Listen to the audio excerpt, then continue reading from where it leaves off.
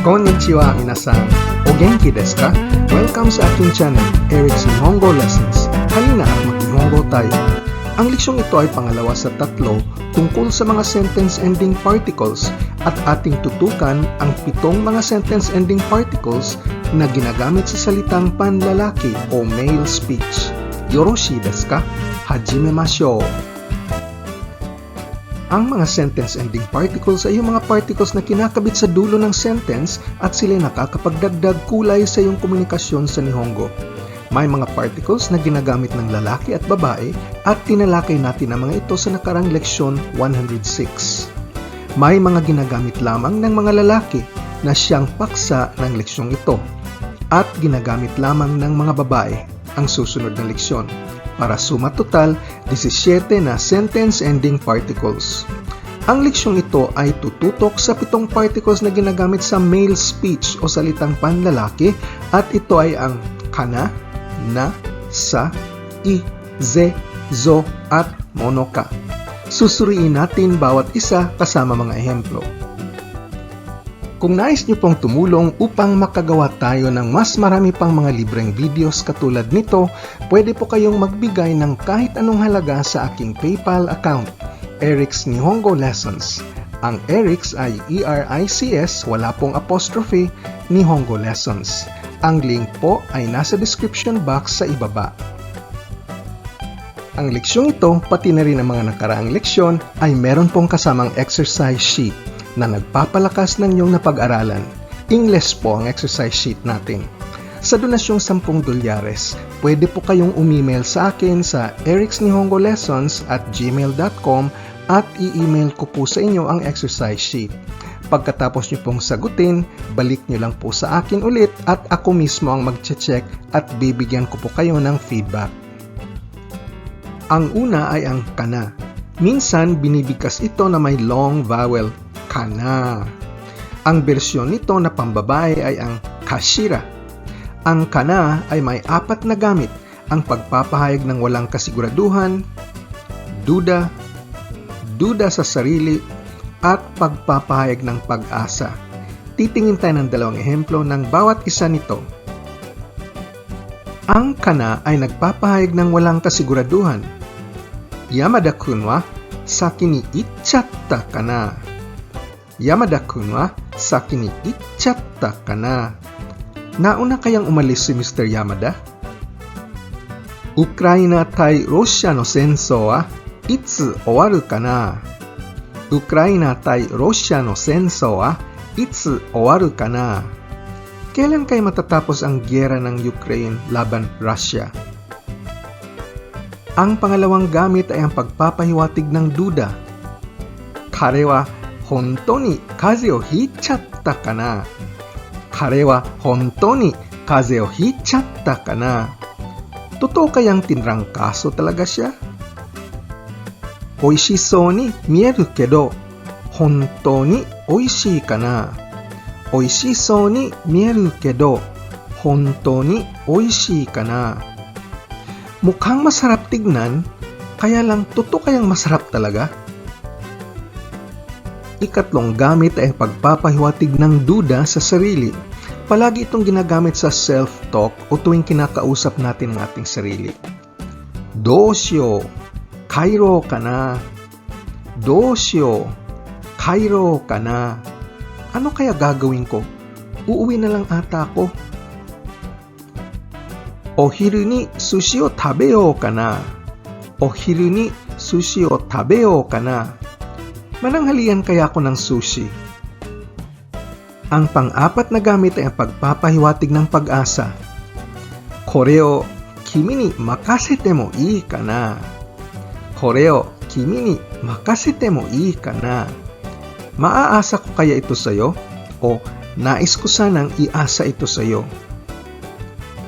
Sensei ga shisenjou o kaite kudasaru ka na. Sensei ga shisenjou o kaite kudasaru ka na. Susulatan kaya ako ng recommendation letter ni Sensei? O umaasa akong sulatan ng recommendation letter ni Sensei? Ang pangalawang particle ay ang na. Minsan, binibigkas ito na may long vowel, na. Ang na ay may 5 gamit.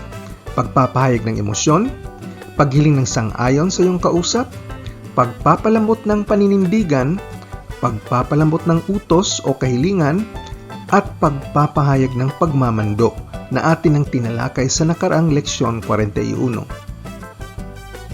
Unang gamit, pagpapahiwatig ng emosyon. Kimi wa itsumo dame da na. Kimi wa itsumo dame da na. Ikaw talaga, palagi ka na lang palpak. Sore wa sugoi na. Sore wa sugoi na. Ang galing! Pangalawang gamit, paghiling ng sang-ayon sa iyong kausap. Shiken wa ashita da yo na. Shiken wa ashita da yo na. Bukas ang exam, no? Philippine wa 1年中暑いな。Philippine wa 1年中暑いな. Mainit ang Pinas buong taon, no? Pangatlong gamit, pagpapalambot ng paninindigan. Kono mama ja, dame da na. Kono mama ja, dame da na. Alam mo, di ito pwede na ganito lang. Kore wa kakinaosanakya to omou na. Kore wa kakinaosanakya to omou na. Sa tingin ko, kailangan mo tong susulatin muli. Pang-apat na gamit, pagpapalambot ng utos o kahilingan. Okyakusama no te o shikkari nigitte, zettai nogasanai na. Okyakusama no te o shikkari nigitte, zettai nogasanai na. Hawakan mo kamay ng customer at huwag mo nang bitawan. Naintindihan mo? Motto benkyou shite hoshii dakedo na. Motto benkyou shite hoshii dakedo na. Alam mo, gusto ko sana mag-aral ka pa.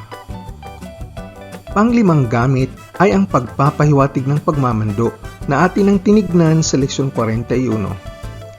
Baka na koto yuna. Baka na koto yuna. Huwag kang magsalita ng kagaguhan. Yameru na. Yameru na. Huwag kang tumigil. Ang ikatlong particle ay ang sa. Ito'y nagpapalambot ng paninindigan at nagpapahiwatig ng pagpuna. Unang gamit, pagpapalambot ng paninindigan. Ryugak to ieba, Amerika yori Igiris no hou ga ii to omou kedo sa. Ryugak to ieba, Amerika yori Igiris no hou ga ii to omou kedo sa. Alam mo, sa tingin ko, kung pag-aaral sa abroad ang pag-uusapan, mas mabuti ata ang UK kaysa Amerika. Noto ni kaite okanai to wasurechao sa. Noto ni kaite okanai to wasurechao sa. Alam mo, pag di mo isulat yan sa notebook, malilimutan mo yan talaga. Pangalawang gamit, pagpapahayag ng pagpuna. Anna warui taido de shippai shichatta no wa atarimae sa. Anna warui taido de shippai shichatta no wa atarimae sa. Ganyang klaseng ugali, natural lang na pumalpak.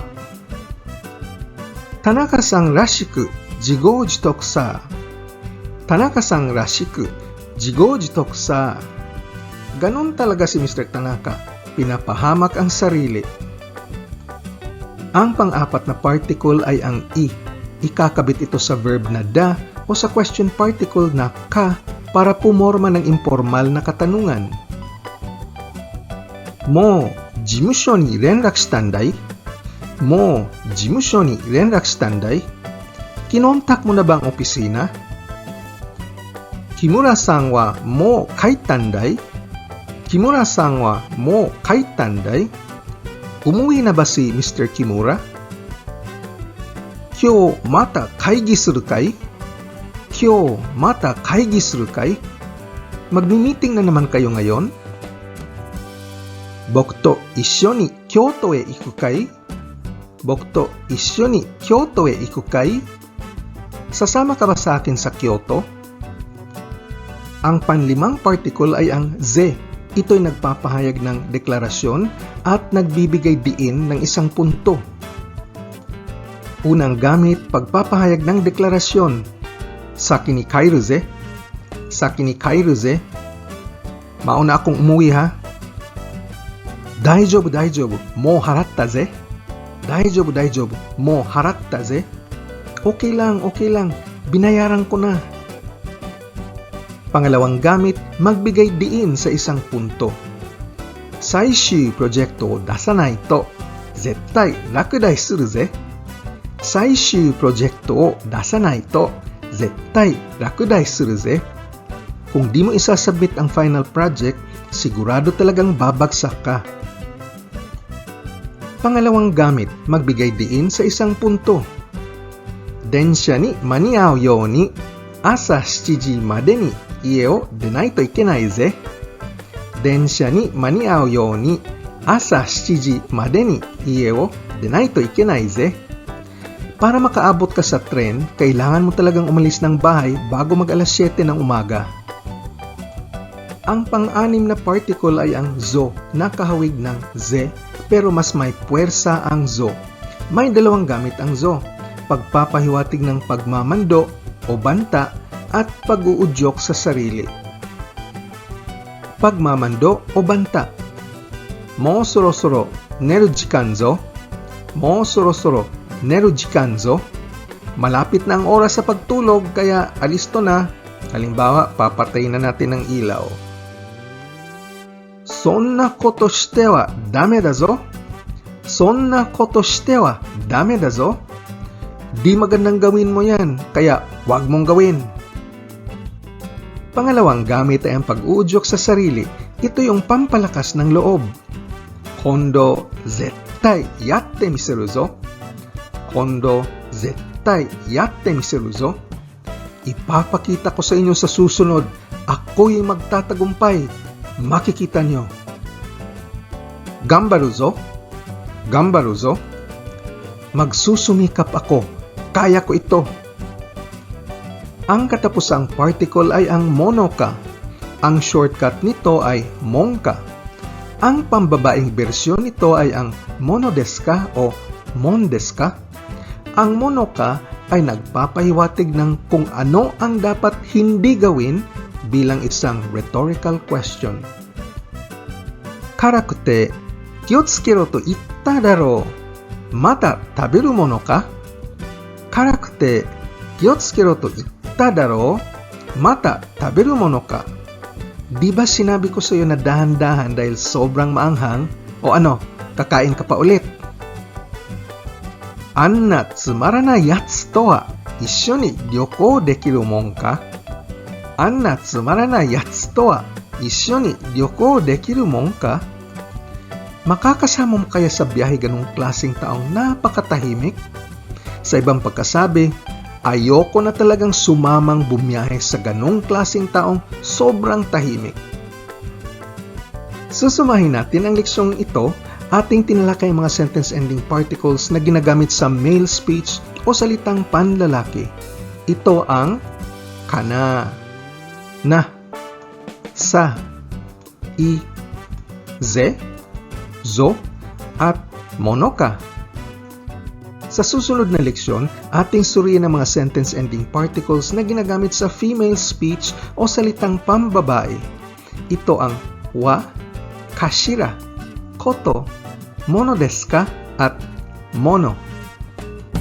Kung nais nyo pong tumulong upang makagawa pa po tayo ng mas maraming libreng video lessons katulad nito, pwede po kayong mag-donate ng kahit anong halaga sa aking PayPal link na nasa loob ng description box.